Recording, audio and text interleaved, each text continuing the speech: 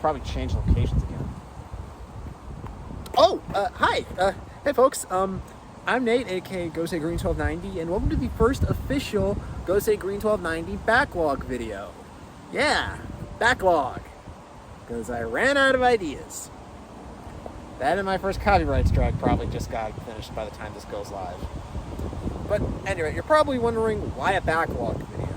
Well, the reason is because before I brought back reviews, I did make an attempt to bring back written reviews in the current style that you see currently way back in 2023, early 2024.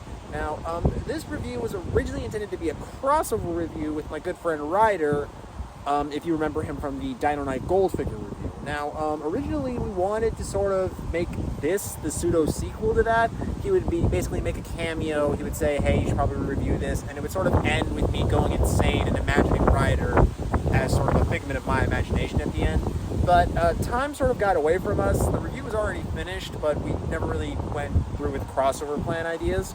So that's why this review is pretty much just standalone and why it's been sitting in my Google Drive for the last few years. But I figured with the good reception that reviews have been getting so far as of late, I figured I would put this out as well because, hey, it is technically Gaachard related. And, yeah, I just figured it would make like a good, decent filler video in between the months and all that stuff. So, sit back, relax, and enjoy this old backlog video from mine. And hopefully I'll see you guys next time. Now, if you excuse me, I was in the middle of doing something.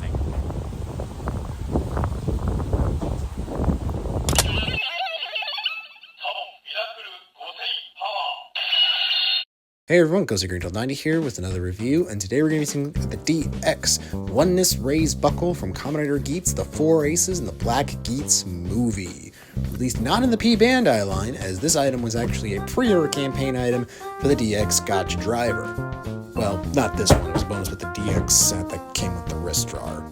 One thing that's interesting is that this is actually the China release, since it was a standard retail item in that country. So with this version, opening the box and pulling out the item, you'll notice two things. The contents, duh, and the fact that unlike the campaign version, this one actually has batteries included. So that means I won't be conducting open heart surgery on my other gimmick items that take LR44s, so I could properly demo this. Like the package and the movie would suggest, this is an item that is actually a precursor to the Ride Chemi cards that will be released a while later this year. As you can see, it is beautifully drawn too, with all the core riders from the show. You got Geets, Tycoon, Nago, Buffa, Punkjack, Lobo, Kero, and that's it. No letter, Garen, or Lancer, or Mary. Okay, maybe not Mary, but still. They only put the riders that were on the movie in this card, which is okay, but with there being so many riders in Geets, there's only so many you could put on a card that represents all the good guy riders. Also, speaking of which, since this was a precursor item to the new toy line, if you're like me and bought a box of Phase 1 cards, you did get the EX Gaachard Legend card. However, comparing the two is a bit strange because one, the different art styles, and the fact that one is hand-drawn while the other one is just a render of Kamen Rider Gaachard with Hopper 1 and Steam Liner in the background. I mean, I don't mind this too much, but I just wish there was a little bit more consistencies with the art styles if we are going to be getting more EX cards. Speaking of the card gimmick, you can actually make an exclusive sound with these cards in the Gacha Driver.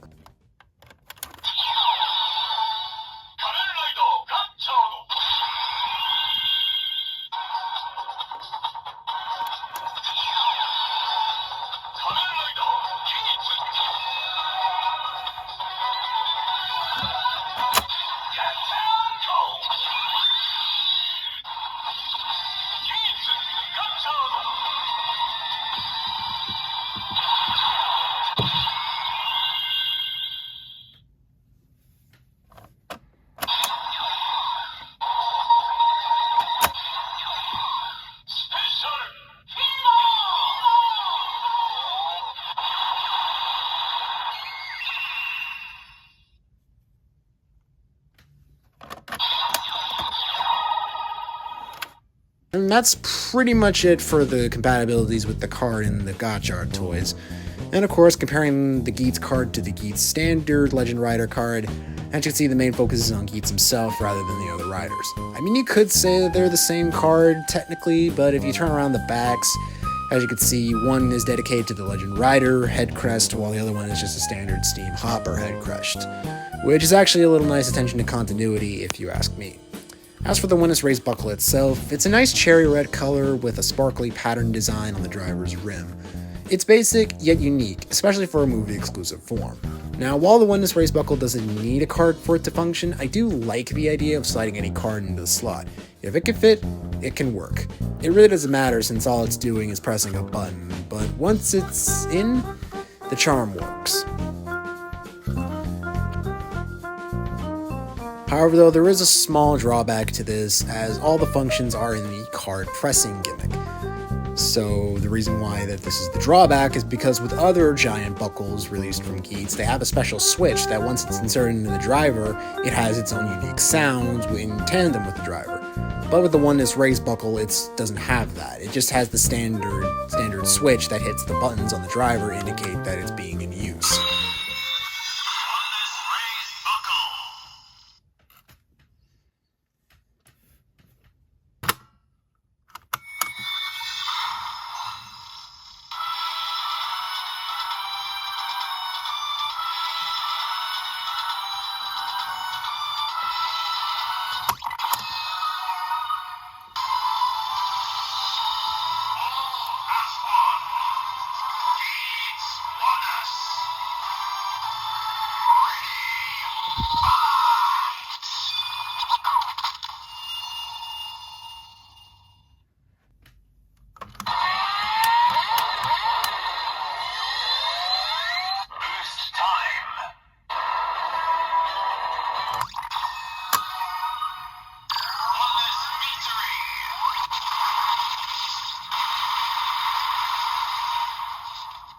Basically, you could just spam it and there would be no consequences. I mean, I can somewhat forgive this because it is a nice item and it does offer some playability with other raise buckles.